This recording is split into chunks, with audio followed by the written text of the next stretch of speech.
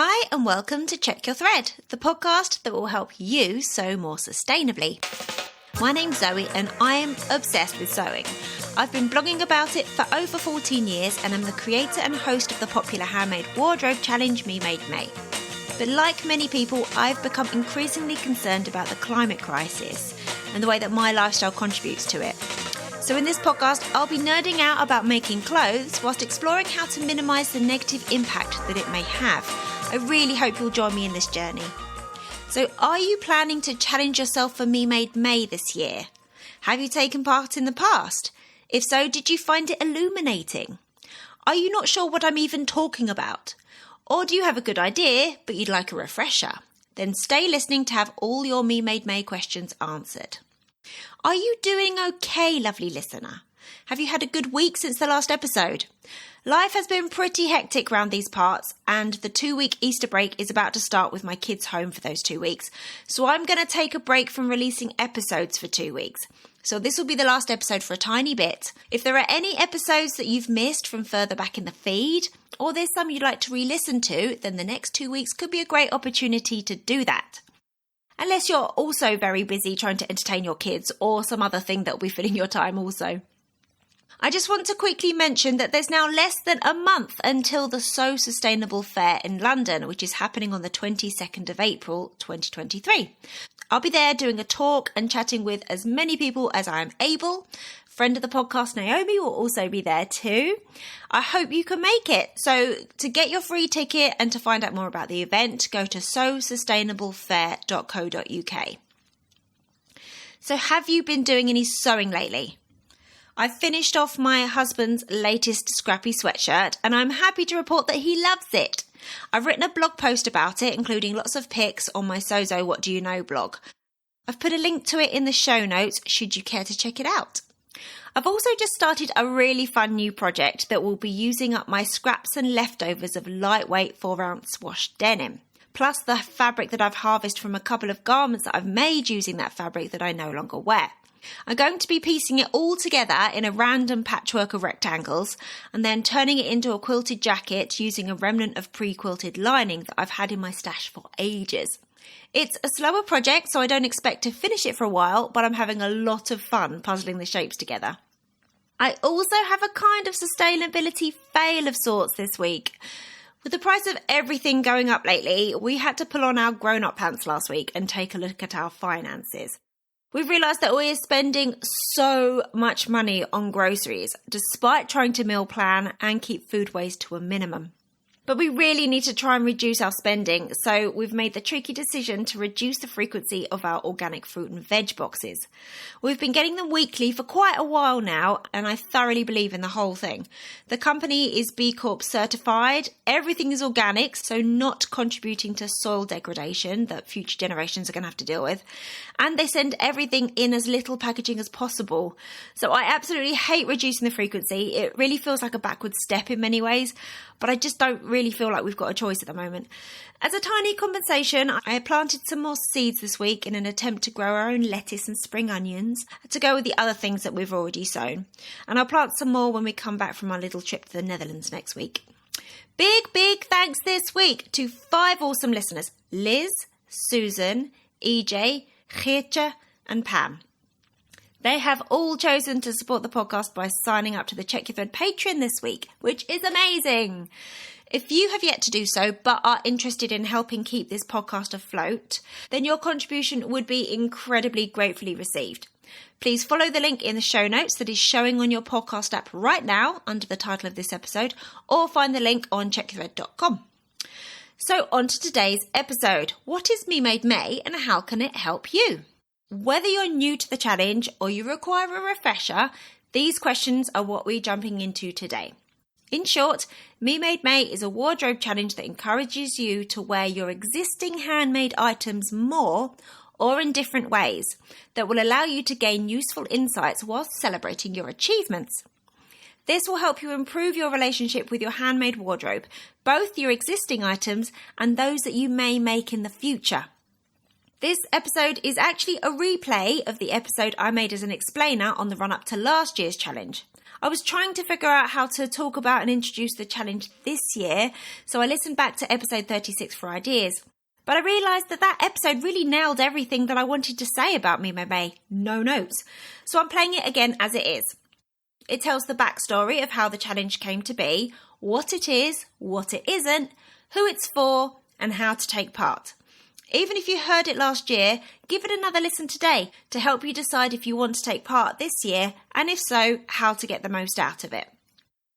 Also, make sure you have a listen to previous episodes 37 and 38, which are all about how to craft a pledge that will be useful for you. Plus, in those episodes, we hear from some challenge veterans and previous podcast guests about their experiences of taking part. In the show notes this week, you'll find all the main points in the episodes for your reading pleasure. And don't forget to email your MP about the IPCC report if you have yet to do so. Have a great whole Easter period and enjoy.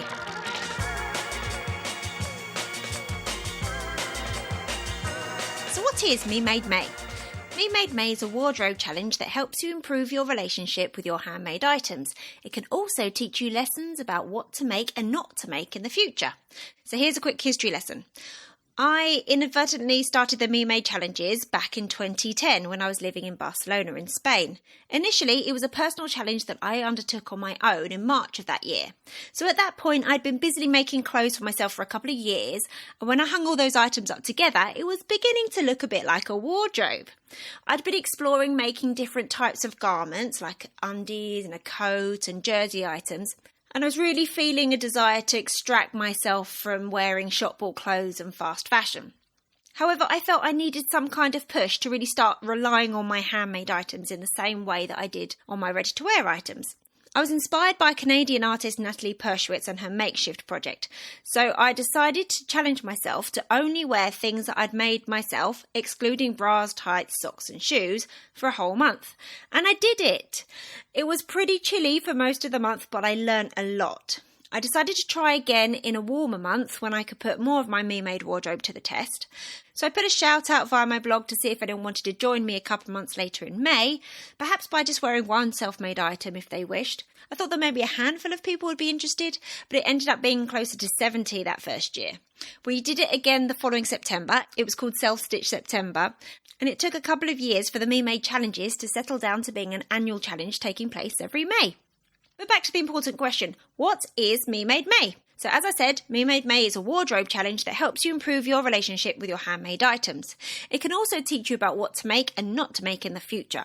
So I describe Me Made May as a wardrobe challenge because to participate, you need to wear your handmade items more often or in some way differently to how you usually get dressed.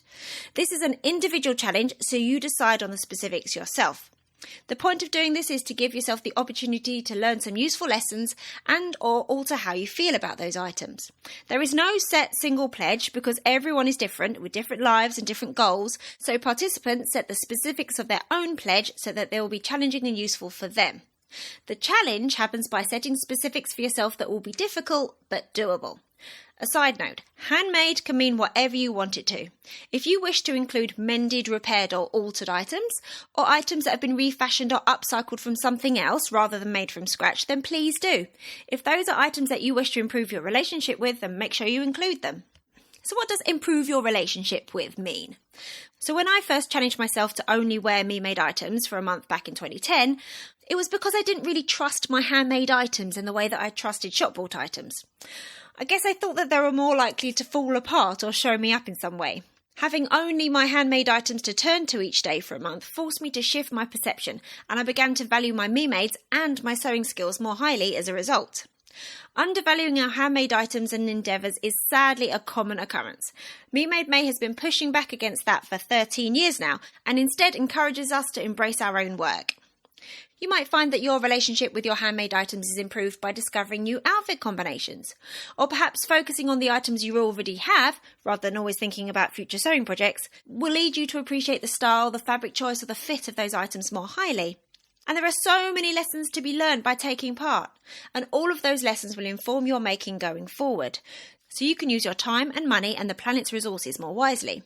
For example, if you get to the end of the month and you've not felt the urge to reach for a handmade dress, but your wardrobe contains 20 me-made dresses, you'll know that making another will be a waste. Perhaps you could refashion some of them into tops or skirts. Or if you know someone who would love them and actually wear them, maybe you could pass a couple on, and then don't plan any more dress projects for a while. Perhaps you'll learn that certain silhouettes make you adore your body more and help you feel more confident. Or perhaps you'll find that certain colours suit your complexion better. Or that you have heaps of garments made from vibrant prints but very few solid coloured items to pair them with. Or maybe you'll find some new outfits combining those vibrant prints that make you feel fantastic. You really can't predict what you'll learn, but by giving yourself a month to focus more on what you're wearing, you're opening yourself up to gathering heaps of knowledge that you can take forward. That knowledge will help you make better choices for future projects. By applying the lessons, you'll be upping your chances of your future handmade items making you feel fantastic and having long, useful lives. So what isn't Me Made May? So Me Made May has got pretty massive now, which can lead to a bit of confusion about the original intention behind it. And I'm the first to admit that because the specifics are set by the individual, rather than being a set formula that everyone follows, it can be difficult to explain what Me Made May is in a quick, snappy way. Over the years, I've noticed 4 common misconceptions about the challenge, so let's bust those now and instead lay down the facts. Me Made May is not a making challenge. The challenge is about wearing your existing handmade items. It's not about accruing more things. Giving yourself a month to focus on what you've got will help you appreciate what you have, perhaps fall back in love with some items, and subsequently get more from the time, energy, money and resources that you've already put into your craft and your clothes. Okay, between you and me, something that annoys me is when I read posts like, Me Made May is coming up, so I'm going to whip up a load more t-shirts. If you don't feel you have enough items to get through the month, then adjust your pledge to make it doable. You don't need to adjust the amount of clothes that you have. You'll be making it difficult to learn from what you've got if your focus throughout the month is on what you're going to make next. I actually find it helps to slow my making down or even put it on pause during May. Having said all that, here's an exception. If there's something that you've been meaning to make for ages, you might choose to use May as the month to focus on that project if you have the spare brain space. For example, previous guest Rebecca Evans-Merritt has chosen to include a making element for her pledge over the last couple of years, including one year when she used Me Made May as the catalyst she needed to get round to making some washable menstrual pads. The difference is that Rebecca doesn't panic make things just so she's got more garments to wear during the month. She makes items during May that she's thought carefully about previously and has determined that they are things that will help bring her closer to the wardrobe she wants and needs. Okay, here's a biggie. Me Made May is not a photo challenge. So all the photos of people in their handmade outfits that appear on social media during May can definitely make it seem that Me Made May is all about donning a cute handmade outfit and taking and sharing pictures. However, and I cannot stress this enough, those photos are documentation of the challenge, not the challenge itself. And photos are entirely optional. I think that this distinction was clearer in the days of Me Made May pre-Instagram. However, Instagram has become the main venue of the online sewing community. And Instagram is very visual and prioritises images, and you have to kind of hunt for the text. Plus, when you search a hashtag, it can be difficult to find the origin, particularly when there are thousands of posts using that hashtag. So I can fully understand how someone stumbling across a Me Made May hashtag on Instagram might think it's all just about taking an outfit picture each day and little else. Therefore, if you do decide to document your challenge by taking and sharing photos, please add a caption that explains a bit about your personal challenge. Not only will that explain what you're really up to, it'll make it more interesting for your followers to read about your thoughts, feelings and discoveries during the challenge. Plus, it makes me really sad when I read captions that include sentiments like, "Oh, I'm so rubbish, I haven't taken a photo each day this week, I'm really behind." Once again, taking photos is entirely optional. You're already putting in extra effort to fulfill your pledge each day. And even if you do decide that you would like to take some photos for posterity or to feel connected with the wider community of participants, you don't need to do it every day. I've long since stopped taking daily photos of my challenges. It's just a pressure that I don't need in my life. Perhaps you just take photos of the outfits that make you feel particularly good, or a garment combination that you don't want to forget. Please don't let taking photos of your challenge be a stick to beat yourself with. It's really not the point. Okay, Me Made May is not a competition. So Me Made May is a personal challenge. You're not competing with anyone. You'll have made yourself a pledge to focus on throughout the month, and it really doesn't matter what anyone else is doing or wearing. If you go on social media where other participants are sharing photos, it's an opportunity to cheer each other along and perhaps garner some style inspiration. If you spend time on Instagram during May, it might seem that some participants of Me Made May have an endless amount of beautiful handmade clothes and they never need to repeat an item. Well, you know what? Maybe they do, but that is not the goal. Plus, it also doesn't sound particularly sustainable. The enemy of joy is comparison, so remember to stay focused on your own challenge and what you're trying to achieve. Okay, link to that. Me Made May is not about having heaps of handmade clothes. You can participate if you have just one single self-made item, or if you already wear head-to-toe Me Mades every day anyway. It's all about figuring out what you want to achieve or change and setting a pledge that will help you learn and grow. I honestly can't stress this enough. You can participate in Me Made May even if you have just one handmade item. You just have to set a suitable pledge that allows you to wear that item more often or in different ways. However many handmade items you have, your pledge needs to be challenging but doable, remember? Of course, it might not be the most exciting month if you only have 1 or 2 items that you're focusing on, but I'm absolutely certain that you'll learn heaps, including different ways to style them or different outfit combinations that they work with, and about other items that you wished you owned that will inform your future making. The first time I challenged myself, I had a fair selection of handmade items, but I was doing it during a chilly March and I only had 2 warmish tops. So I was alternating between those 2 tops for the whole month, which definitely got boring. But my goodness had I learned what worked with them and what didn't by the end of it. Plus, I had a really clear idea of what was missing from my chilly weather wardrobe. If you only have a couple of handmade items, you don't have to commit to wearing them every day either. You could set your pledge to wear each of your handmade items twice a week perhaps, possibly in a different combination. I've lost count of the amount of posts I've read over the years saying things like, I don't think I have enough Me Mades to take part in Me Made May. Seriously, if you have one handmade item, you have enough items. It really isn't about wearing head-to-toe Me Mades and unique combinations each day throughout May, if that's not where you're at and if that's not what you want. It's about working with what you've got, setting a suitable pledge and learning useful lessons and having fun. So who is Me Made May for? As I just mentioned, it's for anyone with at least one handmade item who wants to make improvements to their wardrobe and how they feel about it. Also, this challenge is for you if you're not sure what garments make you feel powerful, or if you don't know what colours work best for you, or if you're not sure which items you wear most often, or if you want to discover what doesn't get worn and why, or if you don't trust your handmade items as much as your shop-bought items, or if you're not sure which silhouettes work best for your body, or if you rarely attempt new garment combinations, or if you don't feel what you wear always reflects who you are. If any of these things apply to you, then participating in Me Made May will help. Also, if you have to wear a uniform for work, don't be deterred from taking part. You can set your pledge around wearing Me Mades on your days off or when you get home. So how do you take part? To take part, you will need to intentionally wear your handmade items more or in different ways throughout May 2022. Have a think about the handmade items you own, how often you already wear them, and perhaps if there are any areas of your relationship with your wardrobe that you know could use some improvement. Then you set your own pledge outlining the specifics of your challenge before 1st of May. There's a fun pledge formula that you can use. It goes, I, insert your name or username, pledge to wear, insert the specifics of your pledge, throughout May 2022.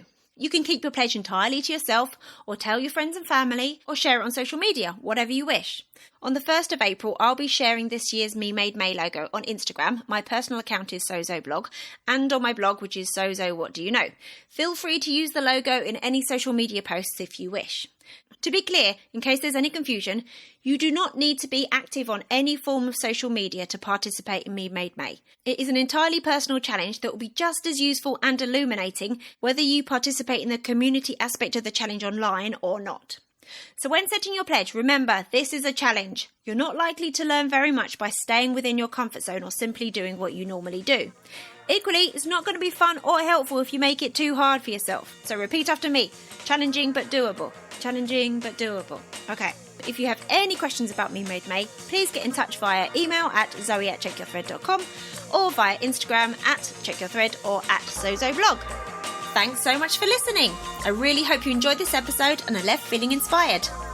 For more info about the podcast, including show notes for this and every episode, head to checkyourthread.com. I'd love to hear from you, so if you have any comments, questions or ideas for future episodes, please get in touch by emailing zoe@checkyourthread.com or find me on Instagram at checkyourthread.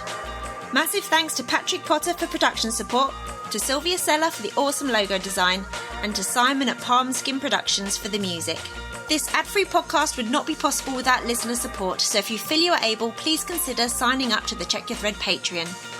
For the equivalent of buying me a coffee each month, you'll be making it possible to continue producing regular episodes. Links can be found in the show notes and on the website checkyourthread.com. I hope you'll listen again next week. Until then, take care. Bye!